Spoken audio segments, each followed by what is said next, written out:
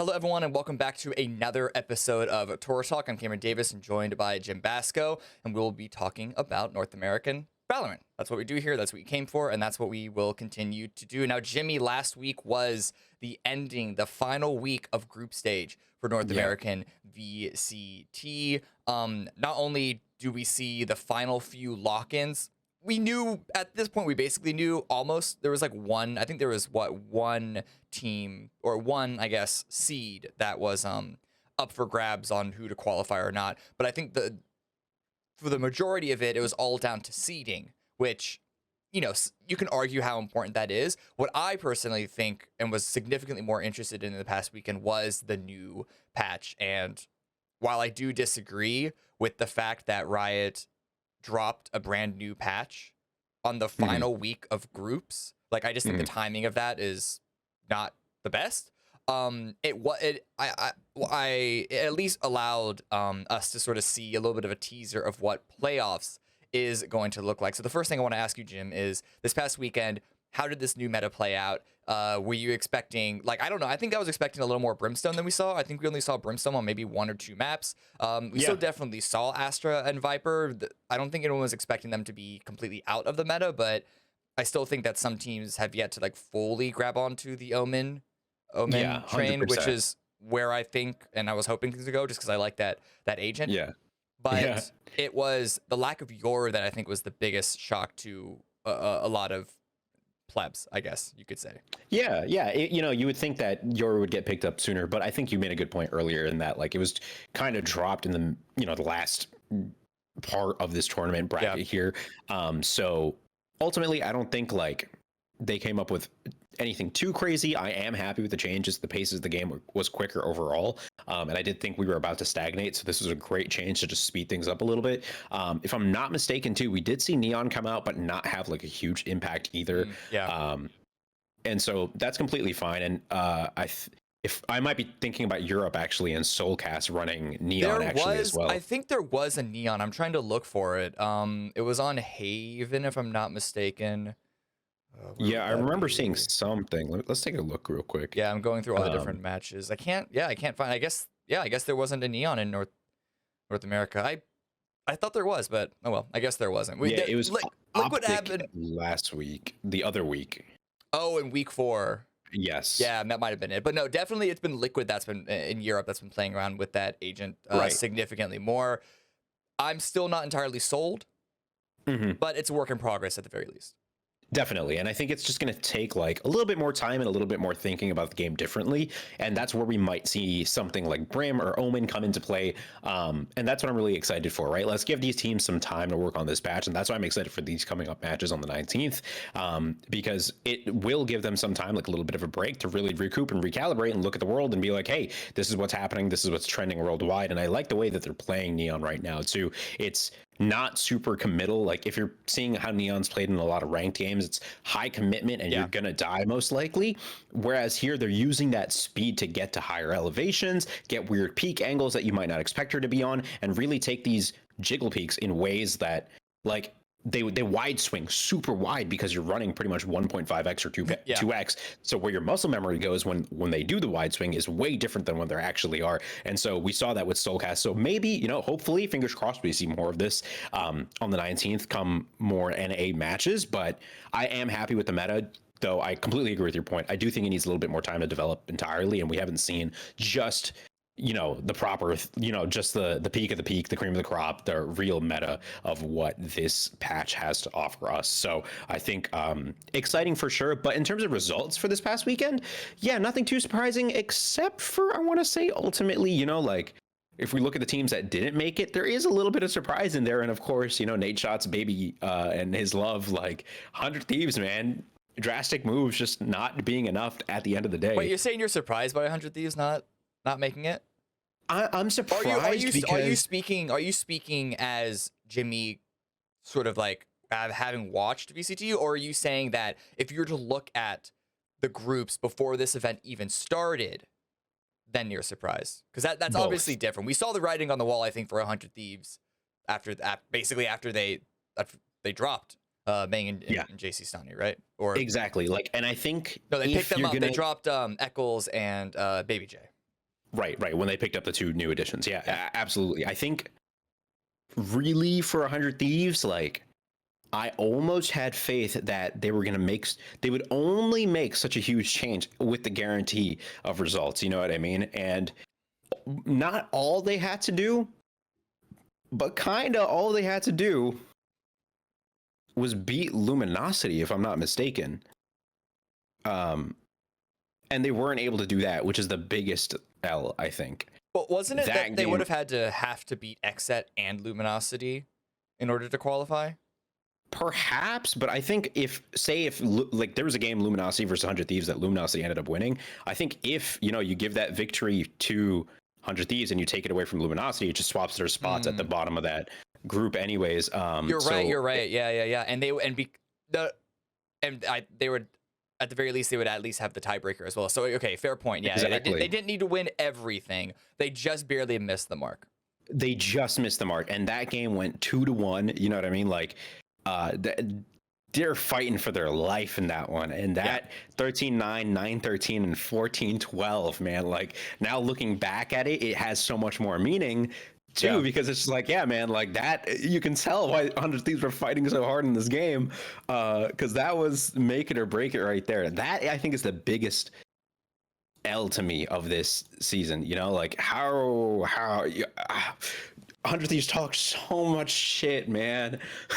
Like they had so much hype, they talked so much shit, and this is unfortunately 1-4. I can't say. Were you surprised by EG or NRG or Rise being at the over Knights, I suppose? Okay, so at the very beginning of this, I'm pretty sure I was very clear about this on a very opening episode of this series, looking at these groups. The Knights was by far and away, in my opinion, the worst team here. And when you look at the first few matches, it's pretty on point for that. But the growth that this team has had, the development, not just in the players themselves, but also in their support staff and everyone, they are looking like a good team. Now, are they gonna make it past the first round of playoffs? I'm still not so sure about that. We're gonna talk about playoffs in a little bit, but they go up against Cloud9. There's no way they're going to be winning that matchup. So we'll see who they go up in losers bracket. But at the very least, they're going to have to be fighting their way through losers, and then we'll see how far they can go. But the fact that they were able to make it to playoffs in the first place is really, really, really, really good for them, I think. Now, were they going to beat Optic, which was their final matchup? That, I think, would be asking too much, especially in the meta change that we have here, because the Knights... their biggest strength has always been their sort of collective executes. But when you're looking down pound for pound, player for player, they still, I think, would struggle to match up even against potentially some of the teams that they beat to make it into the groups. They just had really good out macro. The problem is we just entered the meta where macro is nerfed and individual playmaking is increased. So I think that while the Knights, I don't know if I would have put the Knights over Optic on the old patch, on the old meta.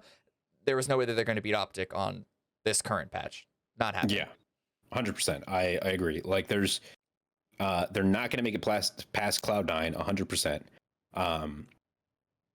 Are you saying they're not going to beat Optic if Optic loses to XSET and they meet? No, what I'm saying is that this past week when they just faced Optic and they went down to 0. Gotcha.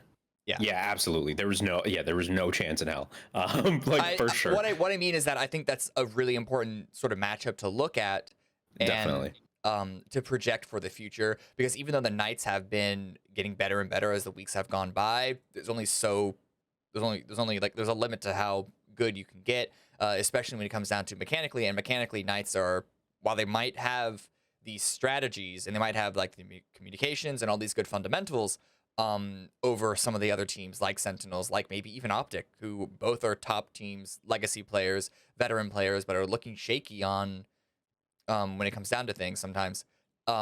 They still cannot out-aim them. Yeah, definitely. And it's reflected in 2-0, 13-6, 13-7. Optic there's just no way, you know what I mean? Like pound for pound, player for player, Optic just has the better team all the way around. Yay, Victor Crashies, Marvin FNFs, bro. Like 1-to-1, you put them in, you know, any day I will take these 5 players over those 5 players. And that's just ultimately what happened there. And I think, yeah, I think it was a crucial thing because new patch, new meta, and of course it's still developing, but yeah, crucial to look forward to. Still at the end of the day, yeah, Knights completely surprising me. And I think really energy was a disappointment in that group in the sense that on paper they should have, you know, they should be nestled right in between third and fourth spot somewhere, you know. We've seen energy play against the Sentinels as well, take a map off of them, so they do have the merit. And it's just like, what the frick? How do the Knights make it in, and how does Luminosity make it in? Those are my 2 biggest things. 100 Thieves doesn't make it. EG, no one was expecting them to make it. That's okay. That's just unfortunate. Rise, they had a little bit of momentum going into the beginning of it that we were talking about a lot, and that was really the only victory that they had, which is unfortunate as hell. But yeah, I mean, because even we were talking about it, even during their loss, I think, who did they lose on week 4? I think they played Sentinels on week 4. Right, and they took a map there. They took a map there, and even in their losses, they still looked pretty good. So I was actually expecting them to beat NRG here, which would have made Optic's match against the Knights still favored, really important for them to qualify. The fact that they, like, that's NRG's win is against Rise. Rise look, do we want to say that the pressure of this being a must-win match for Rise getting to them? 100%. Yeah, I think a lot of Knights and Rise, they both had similar storylines and that momentum was on their side, but Rise had that momentum super early on and it came in at a really high RPM, I want to say, right? Like lots of momentum riding on Rise. And so that can easily translate into a lot of pressure, especially after you take out Optic Gaming. You know, we talk about just being in a group of death, then you're up against V1, man. Like that's no walk in the park. And so I think immediately your confidence is shattered. You go up against the Knights, you know that's a must-win game. That's one of the teams you should be beating. You know, or at least taking a map. That's tough. You lose to the Knights. Sentinels, I think that one map is great, like fantastic job. Don't know how the fuck they did it. But you know, being unable to replicate the results is really what killed them here. And they have these moments of awesomeness, of greatness, but Rise ultimately just failing there to make it to the end of the cut. Glad they got a victory though against Optic. That's big. EG at a big 0 is tough. I want to be an EG fan. I love the EG branding. You know what I mean? I'm a big fan of the organization. I want to cheer for the Valorant team, but fuck, man, that's hard. I mean, I'm going to say what I always say about Evo Genius is their stars are just unreliable when they're in their match right now against 100 Thieves. And by the way, this is 100 Thieves. That's, I'm going to say it, a dead team. And I mean, come on. If you say that you're going to be making all of these changes, and then you go into Haven, which was the second map, having already won the first one, and then everyone is just back on their old, like, their standards. That to me, that there's no other way to look at it but the fact that they're a dead team and they know they're going to be making changes, so there's no need for them to continue to iterate on what they attempted to do initially by bringing in JC Stani and Bang. We'll see who stays on the roster. It's unfortunate because I think that there are some players on that roster that have unnecessary amounts of sway in the team that don't necessarily. I don't want to say that they don't. I don't think that they. I don't think players like Ethan and Hiko don't deserve it. It just always makes me uncomfortable when the players are calling the shots, and there is always 1 or 2 players that seems to have the owner's ear more than others. I think the value of having a coach and or a GM, even outside of what they can provide to the players, is the fact that they're able to look at a team composition, the fact that they're able to look at a lineup from a bird's eye view and not be biased, or at least be less biased than being the actual player in the lineup. Exactly. Than being the actual player in the lineup. That's the thing that bothers me the most. It's like, hey, if you want to make a competitive team that has staying power and actually like builds chemistry as a team and, you know, can win, you're probably going to want to like work on the core of the team. And I'm just saying this as a consumer of Valorant content. Hiko's not my favorite person to watch or like his streams or whatever. I'm just personally not a consumer of his content, because I get this sort of like, not warlord mentality, but kind of like whiny mentality out of this guy. And I don't know if that's just because I watched too many of his streams and was like, bruh. I also you know what I mean? I also should admit I try and sort of push back against this, but I also have to acknowledge I have a little bit of a bias against Hiko as well, because I feel that the way that he handled the original high ground roster pickup way back in the day wasn't very good. And that was so long ago I don't necessarily remember the details, but I have a personal relationship with a lot of the high ground players because they come from PUBG as well. So that already has sort of soured my vision. And again, I don't want to sort of blame Hiko necessarily for this. The bigger problem is questioning whether 100 Thieves have a good reign on their roster, or do they just let one or two players control everything? That's the real question that it comes down to. Yeah, and it's just like, where's the confidence? You know what I mean? Like in your team is in that, like Hiko says he's putting up the bow and the arrow. You know what I mean? Like it's going down. Like he's a changed man. You know, like something new is happening for 100 Thieves, and they're back on the Sova, which I understand to a degree in the sense that like, okay, you tried the different thing, it didn't work out. Let's go back to what used to work. But at the same time, like commit to something. Like show some fucking... That was whatever. They already won their first map. This was just them going into their second map, right? I think Hiko still played. No, I lied. They were doing comfort picks from the very beginning. You're right. For some reason, I remembered it being only the second map, but no, they played comfort picks from the very beginning. But this was a pointless match. There was no need for 100 Thieves and Evil Geniuses to play themselves. What are they going to seed themselves for? The opens? That's what I mean.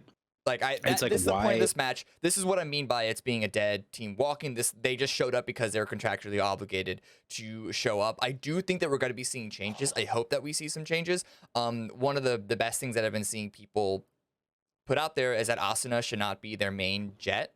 Asuna should be their secondary, their sort of position 2, what I call it. They're the KO, the Sky, and then flexing into the Rays on maps like Bind. I think, and they need like a good jet on top of that. And I think that might have been something that 100 Thieves were going for originally. Hiko on one of his streams did say that there was a time that they were trying to go for Cryo, but things couldn't get done contractually, and he ended up on XSET. But I think if they could try and really push that angle going forward, then maybe we can see something good coming out of them, because these are 100 Thieves has never had a bad roster in terms of the individual players. The issue has always been role dedication and role distribution. Definitely. Hopefully they're able to figure it out, you know, on 100 Thieves. Like I want to see them do well. It's a huge brand, you know what I mean? I want them to do well. There's no reason to want them not to do well. And so it just sucks to see that, unfortunately, even though Nadeshot, as passionate as he is like not having success with this roster. I do think, they'll have to make some foundationary changes, but we'll see. We'll see at the end of the day what actually happens. Of course, they're playing in a bunch of smaller tournaments as well. They were playing the Boom TV stuff recently as well. And I think they're playing in more of that today. Actually, at 5 o'clock. As time of recording, in 2.5 hours, they're going up against Soar. So they're still in this. But it is this roster. Right. So I still wouldn't be taking too much out of this. I feel like they might have signed up for this or accepted an invite to it before realizing that they were not going to keep this roster, because this is more just sort of spinning your wheels. I do agree with their sentiment overall. I think that you were saying is that 100 Thieves, Nadeshot, everyone, they do want to win. And so even though it might have been a very, very clunky process with Eccles and Baby J, and now with JC Stani and Bang, that their hearts are in the right place. Right. They need to take some time after all this, and I feel like they are a team wanting to win. There are teams that are in multiple different games of esports, more so franchising than not, but either way, that are just sort of in it, and they don't really care to make a huge investment. 100 Thieves is not that roster, and so even though the chaos of what's been happening this season, it's hard to remember that because of how wild things have been, but they're a team that I trust at least wants to actually do well. Yeah, no, exactly. It would be great. It'd be great for the storylines, and I'm not going to be mad about it. So hopefully they do well. But unfortunate, 100 Thieves not making it Yeah. into the actual what is this main event at this point. We had open Playoffs. qualifier 1, qualifier 2, the group stage, and finally into the playoffs in the main event. Wow. Yeah. Man.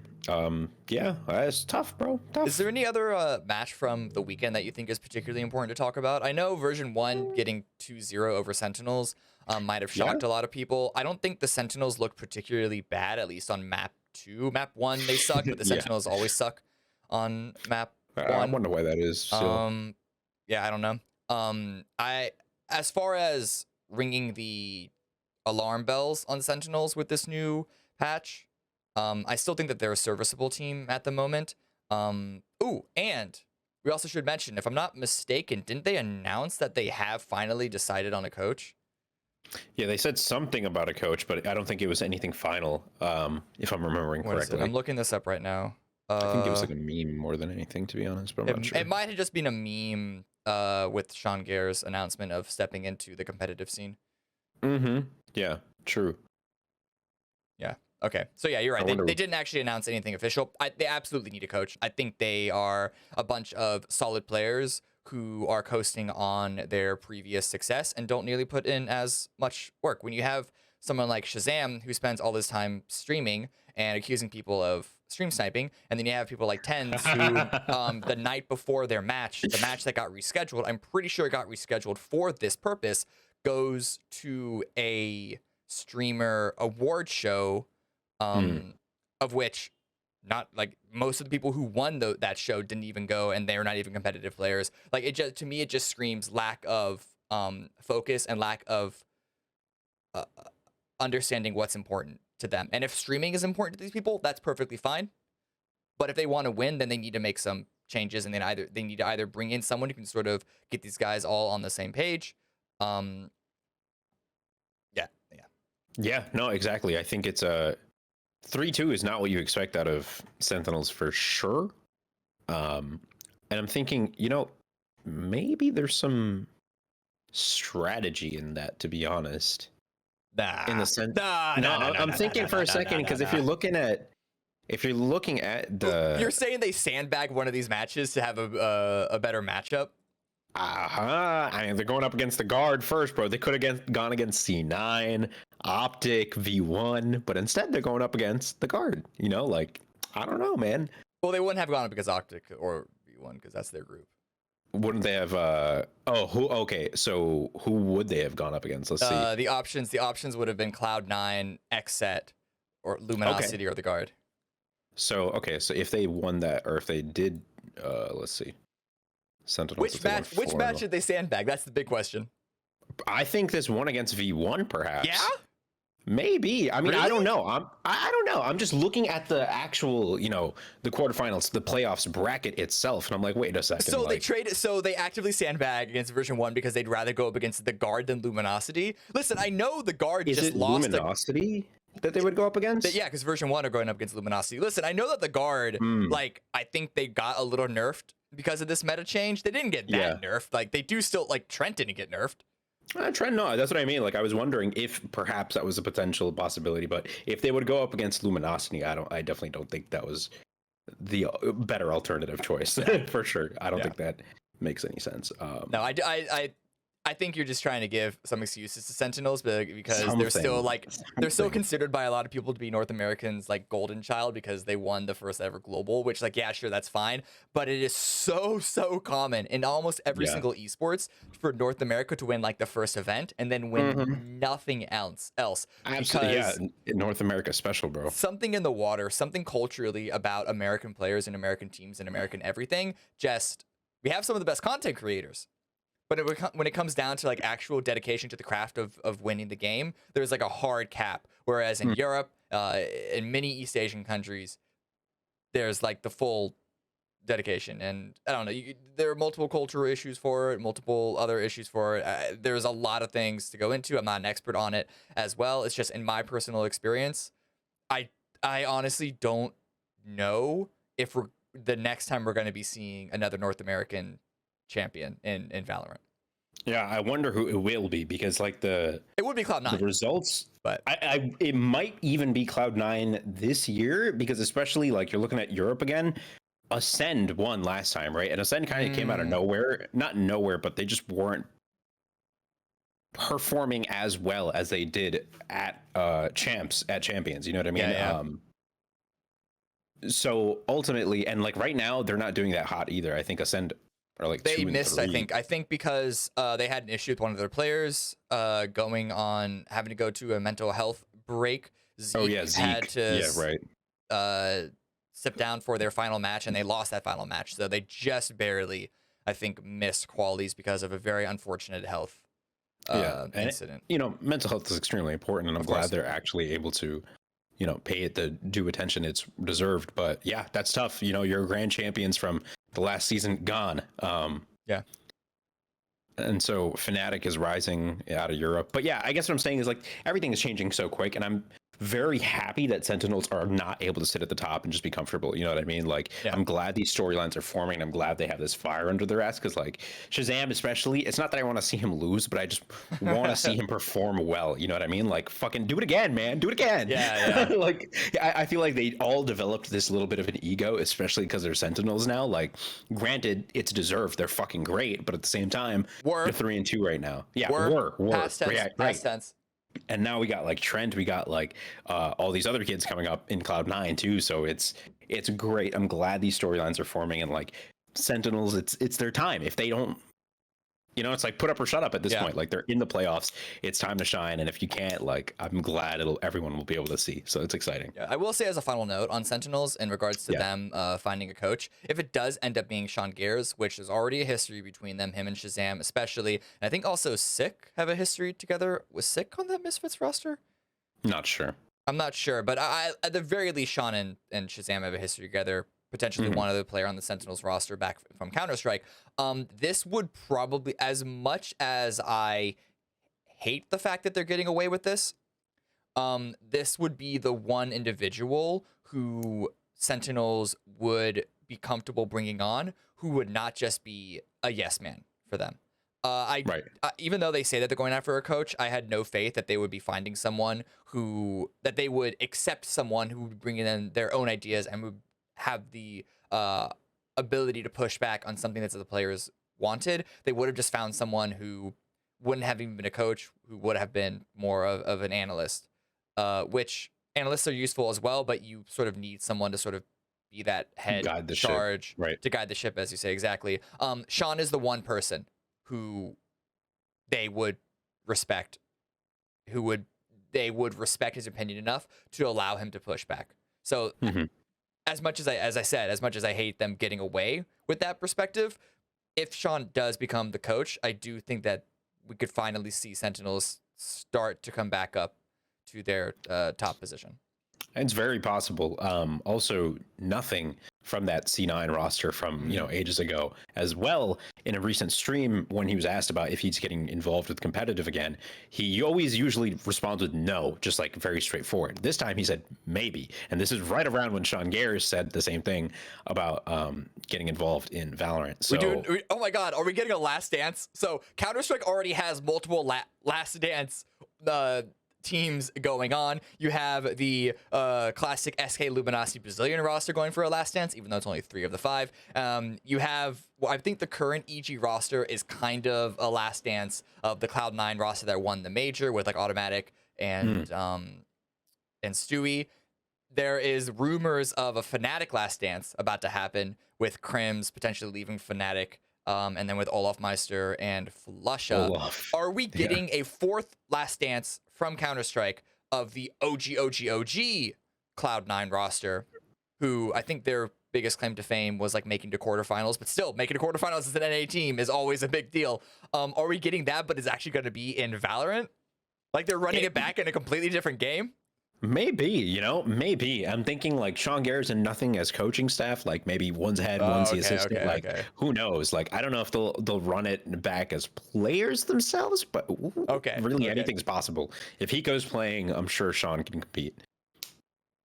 That's all I'm saying. I don't know. I don't know how much older Sean is or if Sean is older, but yeah. I don't If know he goes doing about it. that. I think I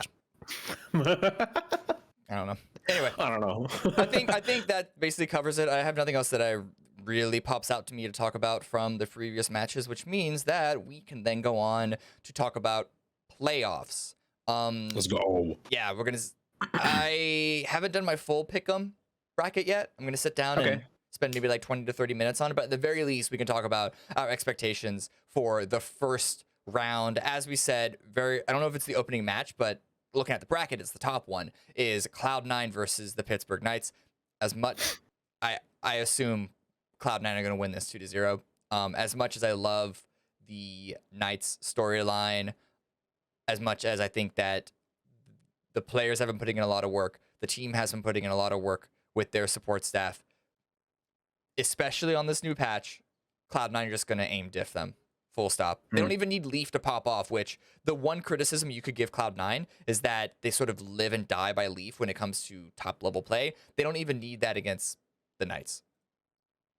Yeah, it's going to be tough. I want to say Knights maybe get a map. Maybe. They go on off the Sentinels, right? Like, fucking, who knows, man? No, I agree, though. Like, I have a feeling maybe one of the maps go 13-9 as a potential close game, but the other one's a complete stomp. Obviously, Cloud9 2-0s. Next up, Optic Gaming versus XSET. This one's pretty close.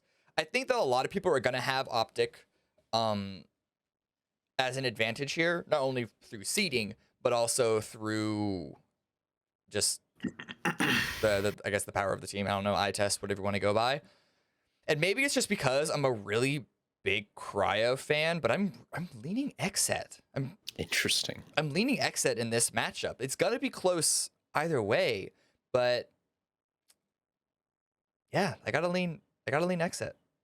Yeah, I don't know. I love XSET. You know, I love them all. Yep. Great people, great brand, beautiful. Optic, love them all too. I'm a little less close with them, but Optic's cool. I do think it's going to be a 2-0 though. Yeah. Maybe a 2-1. This is tough. I do think Optic takes it, but I think it's going to be the. Okay, listen. All right. So I want to say it's going to be close, right? Break it down. Break it down. I want to say it's going to be close, but at the end of the day, I think XSET generally have a little bit of a problem going up against these huge, whatchamacallit, like, not so much prestige, but like teams that just have a little more experience and mental fortitude and just have like a little bit more age perhaps on their side. If you look at historically their losses for XSET, really they only lose against, what's that? They lost against the Guard. They're the two teams they lost against against the Guard. The Guard is kind of OD. And the Guard. Yeah, Cloud9, I think even like, I mean, Cloud9, of course, they have, CS experience for years. And of course, like Cloud9's been marinating for quite some time. So I think they finally hit that point where it's like, all right, we've been getting better and they just got really, like, they finally hit their peak. Yeah. And I think they're going to stay up there for a while. XSET, my theory here is just like their losses against Cloud9. Guard is cracked. It's against Cloud9, 100 Thieves, Envy back in the day, and Sentinels. Yeah. Basically, it's these big T1 teams pretty much only handing them these losses, and the Guard. With that in mind, I think XSET just struggle a little bit when they're playing against the best of the best. In Optic, in Sentinels, in, former 100 Thieves. And I don't know if it's mechanically, because I don't think it's mechanically. I think it really just comes down to being able to deal with nerves for a longer period of time and like mitigating that better, because the only difference that I can really see is the age of the players, and kind of like with the age comes a different way of thinking almost, you know what I mean? Like a more tactical play style than XSET, where it's a little more flashy and a little more flary, and of course dependent more on Cryo and Zekin, but they still make it happen. So with that in mind, I think Optic will play a more solid game overall and deconstruct XSET. I just don't know how hard. And I think it'll be like a 2-0, maybe a 2-1, but Optic really do feel like a green wall, like I'm glad the Optic branding, like the change worked and they were able to live up to the green wall name, because if you were bad as an Optic team, it just becomes a meme, you know what I mean? Like there goes fucking Optic again, you know what I mean? But it's like it's cool to have a good Optic team, I gotta admit. So yeah, I don't know. I think that's how that's going to pan out. Yeah, I mean, I do. It's really hard to say because I think we only really have one real match to go off of for Right. this point. But so again, we can't really we can only extrapolate so much from this. But I Right. did get a sense, at least from last week's matchup, that Optic Gaming might be adjusting to the meta a little bit faster than XSET. XSET's team compositions on their matches of Breeze and Split both look pretty standard. I wouldn't blame them if they decided to sit with their just like keep on their game plans, maybe change up a few things because of the patch changes, but then coming into playoffs with a big change up. But that still shows that Optic might be just ahead of the curve when it comes to meta adjustments, and that would be the one thing that I would go off of being the advantage for Optic Gaming. It's true. I'm sorry. I look at Cryo and he clicks heads better. I know Ye is really good. Ye has been doing amazing on Chamber. He even pulled out the Jet once again on Ascent in their match against the Knights, and he top fragged 22 and 13. I'm a Cryo fanboy. I admit my bias. Can't blame you. I admit my bias. Right. My heart is telling me that XSET are going to take this. It's going to be a good game for sure. I'm really excited for that one. Honestly, I might even do a watch party, but that is TBD. That's Thursday night at 7 p.m. that match Eastern. So yeah, make sure you watch it. It'll be a good one for sure. Next quarterfinal number 3, version 1 versus Luminosity, just like Cloud9 versus the Knights. I think this is going to be pretty straightforward for version 1. I think Luminosity might put up a bit more of a fight. A bit more. Because if you're looking at the actual fragging power on Luminosity versus compared to the Knights, I think while again the Knights have good strategies, that's where their biggest strength is. I think Luminosity might have a little more fragging power, but against version 1, it's going to be an uphill climb either way. I would be less surprised if this one was a 2-1 compared to Cloud9 versus Knights, but I still think it's going to be a 2-0 version 1. Yeah, exactly. I kind of feel the opposite way in the sense that I think V1 will shit all over Luminosity. Okay. Like violently. And I think it'll be like, I think V1 will completely dismantle them. Whereas the Knights, for some reason, somehow, I think they're going to get a map. And I don't know where I'm pulling that out of. You know what I mean? Like, it's the storyline. Exactly. It's just like it's the anime power. That's really all it is. But yeah, Luminosity, I don't even know how the fuck they made it here, to be honest, bro. To be completely honest, the Knights, I really have no clue. Luminosity, they just kind of snuck in. They've just always been kind of under the radar. Nothing really great has happened. They've just been kind of doing their thing. Have they had any like upset victories? I mean, they beat 100 Thieves and Evil Geniuses. That's about the most upset that you could go. Yeah, right. That's about it. And like Evil Geniuses, inconsistent, and 100 Thieves had the roster implosion. So I don't know. I see where you're coming from. That Luminosity had, you can argue, an easier path to make it in than the Knights did. Mm-hmm. And again, patch comparison. Previous patch, I think that the Knights probably would have valued the Knights a little more. But right now, I think Knights got heavy nerfed. Yeah. With the patch update. It may be. Them and the Guard, I think, are the two teams that probably arguably got nerfed. Whereas Cloud9, XSET, version 1, Optic, Sentinels, they all 100% got buffed. I think the Knights and the Guard are the two teams that you can argue got nerfed because of this. And so because of that, I think Luminosity are going to put up a better fight against version 1. But we're basically this argument right now is like, who is I don't want to say this analogy. Wait, what's a better analogy to use? I don't know. Who's the best of the worst? Like, which one is the least bad? Right. That's literally, yeah. So it 100% is. The point is that Cloud9 and version 1 are without a doubt going to be facing themselves off in the grand finals. There might be potential for an upset later on, but I think Cloud9 and V1 are by far and away 100% the two best teams in North America right now. Not only because they top their group, but they just they just looked the best. Even just going off of straight eye test, they looked the best. They both had solid matchups on their final week, and even though Cloud9 did lose their first map against the Guard, both of them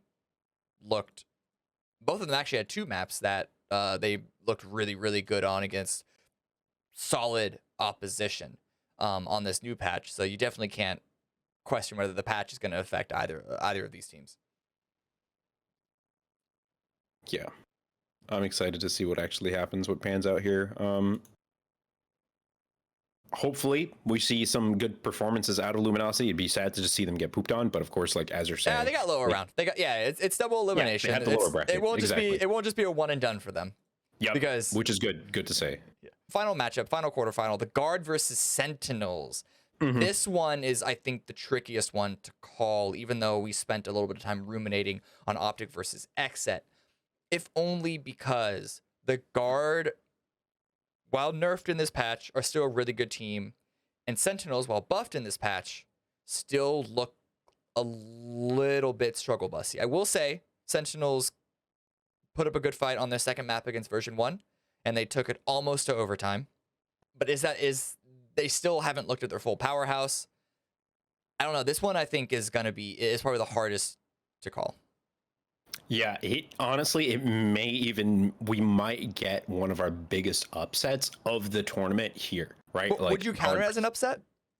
I think just because of the length of time that the Guard's been around.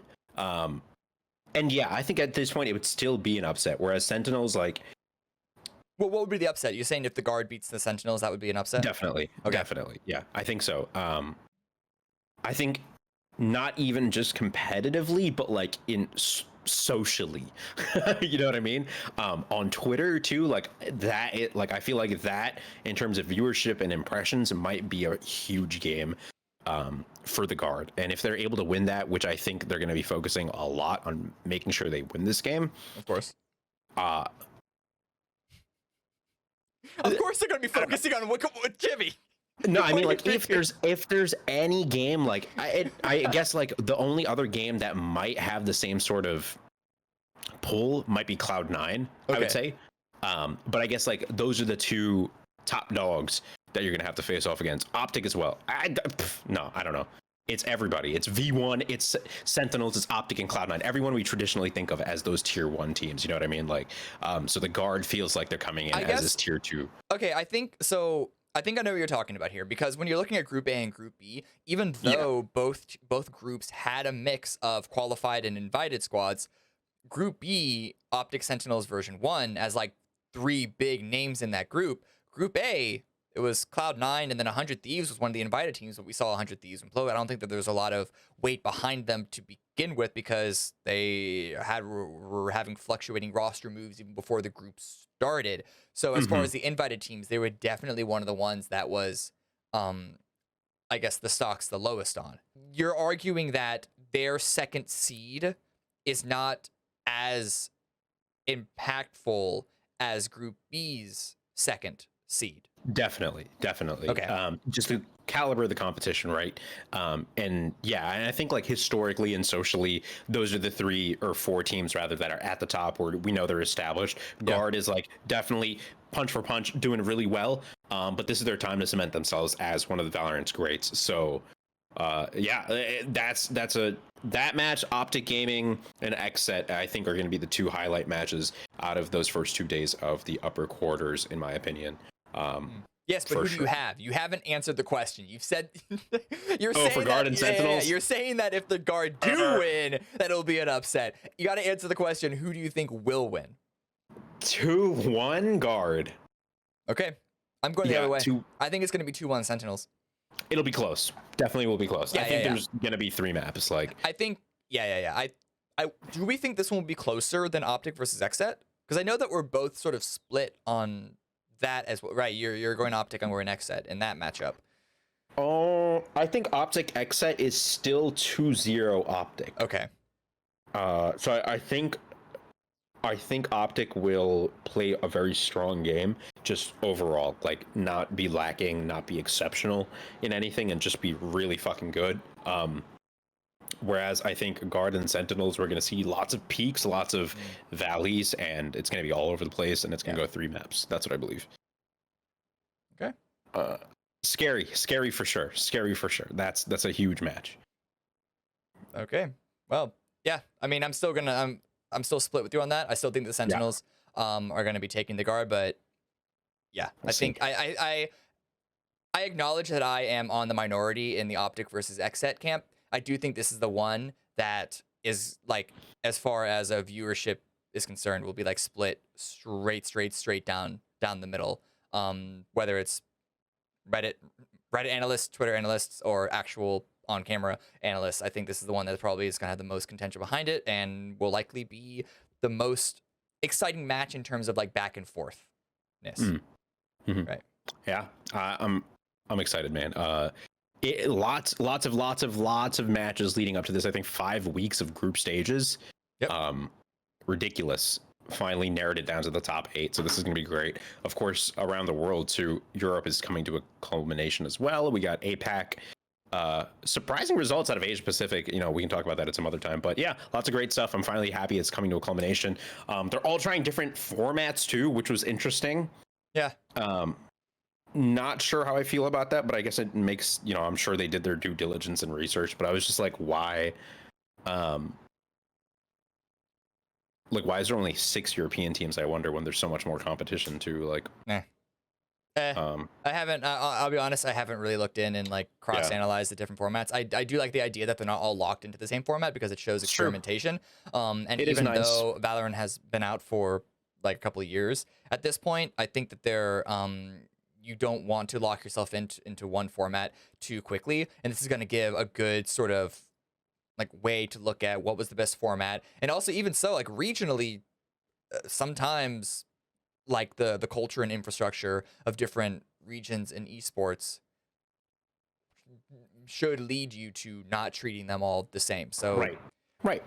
Yeah, it'll be good to see what it all looks like afterwards. But I think that is it. That is the end of time. I know you have to go and do some more work elsewhere. So even if we had more stuff to talk about, I wouldn't be able to keep you anyway. But that is basically all we wanted to discuss. Group stage over. Playoffs coming up. We have our pick'ems. I'm going to be doing my full bracket pick'ems soon, and probably put them on Twitter to be ridiculed when I'm wrong in every single matchup. But unless you have anything else to add, that's going to be it for us. No, let us know what your predictions are for everything. Link your pick'ems, tag us on Twitter, whatever you want. We'll look at them and we'll either laugh along, laugh at ourselves, or something else. You know, we'll figure it out. But yeah, it's been great. And thanks for having me once again. Yep. Don't forget to like and subscribe, and we will see you next time. Yes.